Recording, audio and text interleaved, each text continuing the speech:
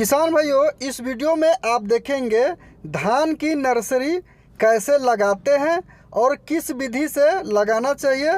वो सारी जानकारियाँ आपको इस वीडियो में मिलेगी कि किस प्रकार से इसका छिड़काव करना होता है और ये कितने दिन में तैयार हो आता है और कितने दिन में ये जर्मिनेट होता है और खेतों में कब इसको लगाना होता है। उसकी सारी जानकारियाँ आपको इस वीडियो में मिलेगी। चैनल पर पहली बार आए हैं तो चैनल को सब्सक्राइब करके और वीडियो को लाइक कर दे। तो चलिए किसान भाइयों, वीडियो स्टार्ट करते हैं। तो किसान भाइयों, धान की नर्सरी लगाने के लिए सबसे पहले खेत का सेलेक्ट करना बहुत ही ज़रूरी होता है। तो ऐसी जगह को सेलेक्ट करें जहां पर अच्छी जो भुरभुरी और उपजाऊ मिट्टी होता है, वहां पर इस जगह को सेलेक्ट करके सुनिश्चित कर ले कि उस जगह पर आपको धान की नर्सरी लगाना है। तो ये जो आप ज़मीन देख रहे हैं, मुझे इस जगह पर लगाना है धान की नर्सरी। तो इसको जो होते हैं कि अच्छे तरीक़ा से जो होता है जुताई करवाएंगे।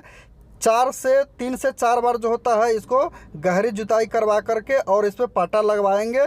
और इसमें खाद के बात करें किसान भाइयों, तो सारा हुआ जो गोबर के खाद होता है, इस प्रकार से जो देख रहे हैं सारा हुआ गोबर के खाद, इस गोबर के खाद को उस खेत में रख करके और फिर इसको मिला करके जो ज़मीन होता है उसमें रख करके रोटावेटर से चला करके इसको मिला देना होता है। और बिल्कुल बारीकी से जो मिट्टी होता है जब हो जाता है, यानी भुरभुरी मिट्टी जो हो जाता है, खेत तैयार हो जाता है, उसके बाद जो होता है धान के जो बीज होता है इसमें छिड़का जाता है। और किसान भाइयों, उसमें नमी ज़रूर चेक कर ले।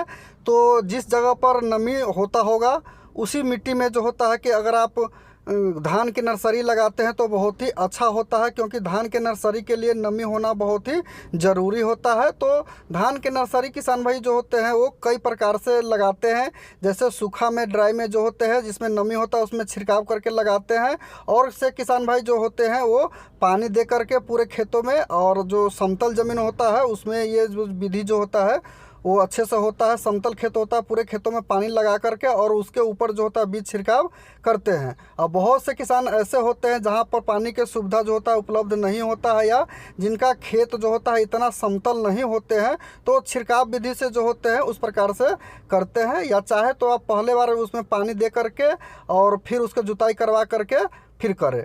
बात करते हैं बीज की सेलेक्ट के, तो जो आपके वैरायटी लोकल एरिया में ज़्यादा चल रहा होगा, आपके लोकल एरिया जो वो होता है कि जहाँ पर आप रह रहे होते हैं उस एरिया में जिस धान का खेती ज़्यादा हो रहा होगा, उपज ज़्यादा देती होगी, उस धान को सेलेक्ट करके बीज जो होता है उसको सेलेक्ट कर ले। और सेलेक्ट करने के बाद ले आए और उसको जो होता है कार्बेंडाजिम प्लस मैंकोजेब जो आता है उससे उसको उपचारित कर ले। तो उसमें जो होता है कि 4 किलो बीज अगर आप लिए हुए हैं तो 10 से 12 ग्राम जो होता है कार्बेंडाजिम रख करके उसको जो होता है उपचारित करके, और इस प्रकार से जो देख रहे हैं कि छिड़क विधि से जो होता है, छिड़काव विधि से ऐसे करके देख रहे हैं कि इस प्रकार से जो होता है पूरे खेतों में छिड़काव कर देना चाहिए। और किसान भाइयों, 4 किलो बीज जो होता है कि 25 फीट लंबाई और 25 फीट चौड़ाई में जो ज़मीन होता है उसमें जो होता है 4 किलो बीज लग जाता है। इस प्रकार से बीज का शेड्यूल रखें। आप नर्सरी लगाने जा रहे हैं तो जून के फर्स्ट वीक से नर्सरी लगाया जाता है।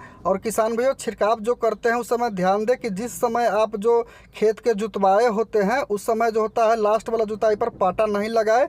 इस प्रकार से छिड़क करके फिर उसमें लास्ट में पाटा लगाए। उसके 1 हफ्ते बाद जो होता है कि इतने बड़े तक जो देख रहे हैं आप, वो 1 से 1.5 इंची तक देख रहे हैं कि ये निकल करके जितने भी जो बीज था धान का वो सारे निकल करके आ गया है ऊपर।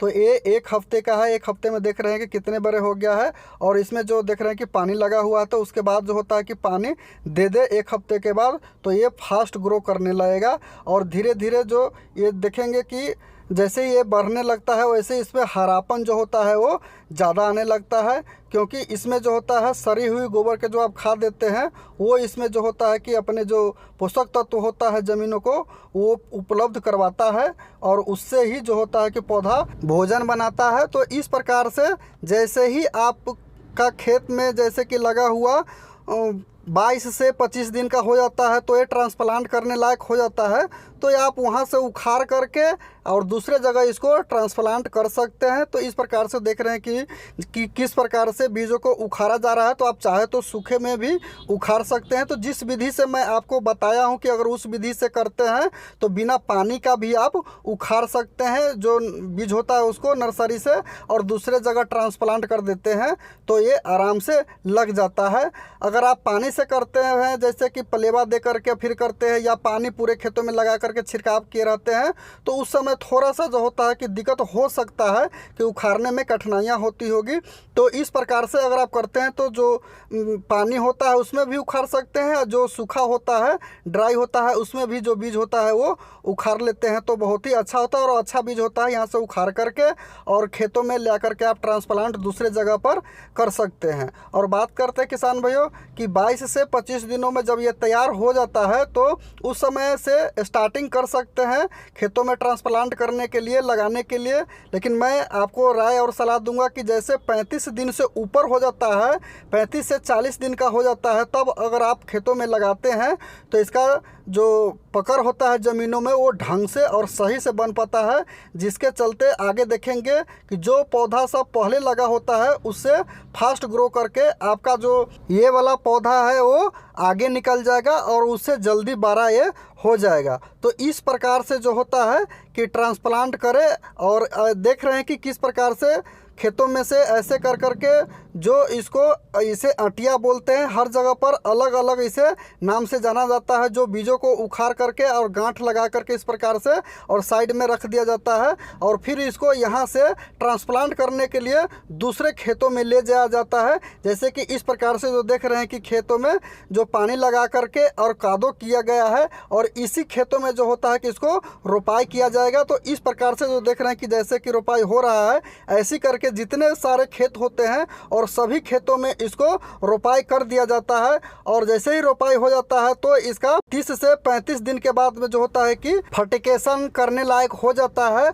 तो उसके बाद इसमें आप फर्टिगेशन कर दे। तो उस फर्टिगेशन में आप नाइट्रोजन जो होता है वो आप अपने खेतों में दे। उसके बाद देखेंगे कि आपका नाइट्रोजन देने के बाद में जो आपका बाली होगा धान का वो बिल्कुल हरा भरा हो जाएगा कुछ ही दिनों में। इस प्रकार से